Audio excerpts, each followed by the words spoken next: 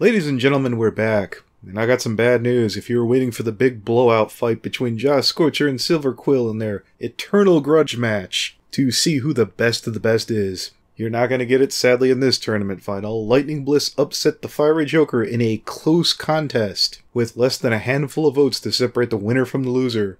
I'm not going to hold up your suspense. Sadly, Lightning did not strike twice for poor Manga Kamen. Silver-Quill will be going on heads up with Lightning Bliss for the best big analysis channel in the Brony fandom. The rules are simple. Pick Lightning Bliss or Silver-Quill. Do not edit your post. Can you guys do that for me, pretty please? Also, we're continuing with the small tournament. You don't have to vote in both of these, but seeing as how that you're left with 3 votes, hey, why not? It is indeed Miller time as Ryley Miller bumped off Geeky Steven. Tricky prevailed over Miss Anthropony. Fatman eked out a win by as little as 1 vote. And Deckard dashed Gray's masterpiece as Deckard Spade prevailed onto the next round. So here are the matchups. Tricky Fox versus Fatmanfalling. Ryley Miller versus Deckard Spade. If you're asking why I booked it this way, it's because Tricky has faced Deckard in the past and Deckard has faced Fatman, so I thought that I would keep this fresh. And I don't want the audience to be getting deja vu just yet. You have 2 weeks to decide. By all means, hit that like button to spread the word. Share on social media and get as many people to come out as possible to vote. Remember, it's Bliss versus Silver-Quill, Tricky versus Fatmanfalling, Ryley Miller versus Deckard Spade. That's 3 votes, people. Please don't fuck this up. And if you have some time later on, please go check out Bright Ideas' latest King of Limbo, link in the description, and there'll be an annotation here. Side note, if Fallen Wish uses my name to threaten you, it's pure, 100% unadulterated bullshit. Consider that a preview, Toodles. Yeah. Duh. Where's Finn? He's in the chat. Especially when it's like lol. This is FNGR welcoming you to Limbo Podcast. What? Joined by the following co-host. Yeah, keep talking over me. This is joined by the following co-hosts. Pastel Pros. What up, faggots? It was a bit of a puzzle, or rather my own reaction towards it. I loved the episode overall, but felt the discomfort with the Sisterhood social itself. Something wasn't fitting, and I often argued with myself about what it really meant. At first I thought it was uncomfortable because this was a mayor's-only event. This stands out because in the whole show, I can only recall 2 events that were defined by gender. The first and most obvious being the Sisterhood Social, and the second being Big Mac and Spike's Guys Night.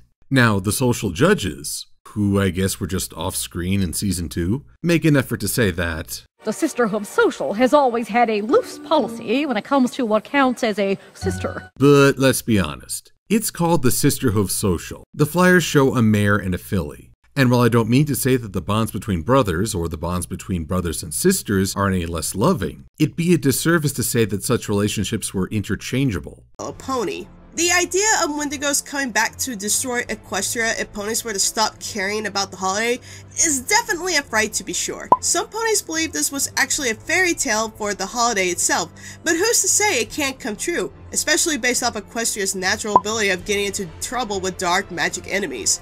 But once again, I'm annoyed that the show didn't really provide us with something new.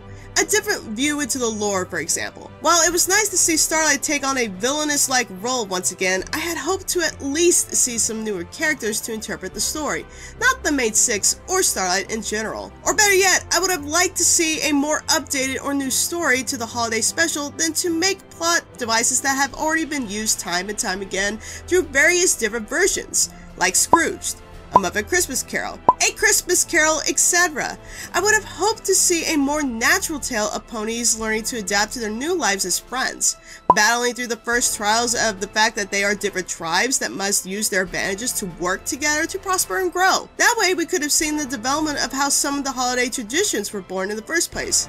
Probably never have a complex story that spans multiple seasons. One of the reasons is the very nature of the show. MLP is for the most part a funny slice of life show. Most episodes are self-contained enough that you could watch it without any prior knowledge, which is arguably one of its biggest strengths as well. MLP is easy to access. Sure, you don't know everything, but most things are easy enough to grasp. If something isn't, we usually get this dreaded exposition most reviewers hate so much. Yeah, sure, fans think it's unnecessary as you already know about cutie marks, changelings and so on, but if you're just watching a random episode on TV, you kinda need those explanations. They could be handled better though. Other shows like Steven Universe or Avatar have a bit more of a continuity lockout. If you just watch a random episode of a later season, you probably feel a bit lost, even if it might spark your interest to check it out from the first episode onwards. It wasn't until MLP's third season that continuity became a bit more important to the show, with Discord's and Trixie's return. Think we meant by make Yak-Yakistan great again. Y'all think any place with stubborn conservative nationalists living there could be great? Y'all are stupider than we're. Now look, speaking as someone who is strongly against nationalism, I can say for certain that harmful stereotypes like these are, what's the word? Funny as hell. No, that's not the word. What am I looking for? Bullshit, that's right. They're bullshit. The political climate all around the world is polarized as fuck, and I think the main contributing factor is that no one makes an effort to understand the other side or even educate anyone about their side. It's all a bunch of, look at them, they're racist and that's bad. And look at them, they're not racist and that's way worse. And the mere fact that that's literally the only straw man that I can think of is exactly emblematic of the problem. The first Yak episode was fucking great because the Yaks hated bullshit. It's like, hey, look, it's Yak stuff. But it's shitty fake Yak stuff made by ponies who don't understand shit about your culture. Constantly pick on and harass me to the point that I actually had to switch classes because of him. But funnily enough, 2 years later, I met that same bully in a different class, and because we were the only two people who knew each other in there, we actually started talking to each other. We would talk about what we liked and disliked, and eventually we began to actually laugh at our antics from years past and actually became friends. I bring these up because out of all the experiences with bullying I've had, I found the best way to diffuse the insults was by fully embracing them and poking fun at not only myself, but the other person as well. But admittedly, that's not an end-all be-all solution. But Ryley, you might ask. That was middle school and high school, not fully grown men and women in a large organization such as the military. They should be above that. And I'd be inclined to say yes, for the most part, but here's the thing. I once asked a close friend of mine who happens to serve in the Navy why he didn't think I was cut out for the military, and he told me straight up he didn't think I could handle the pressure. And as I thought about it, I realized he was right. Military service people have to deal with having the weight of their country on their hands at all times, and a lot of what they do comes down to quick decisions and discipline. Great, huh? So great. I want you to think about this for a minute.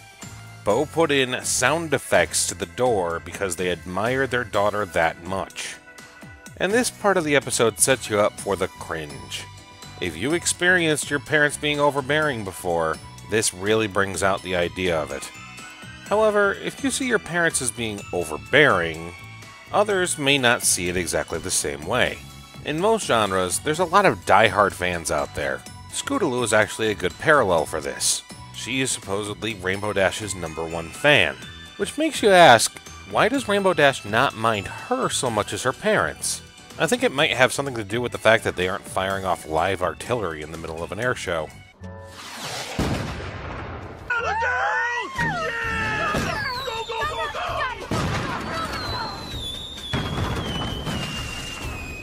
This brings a whole new term to the idea of think before you act.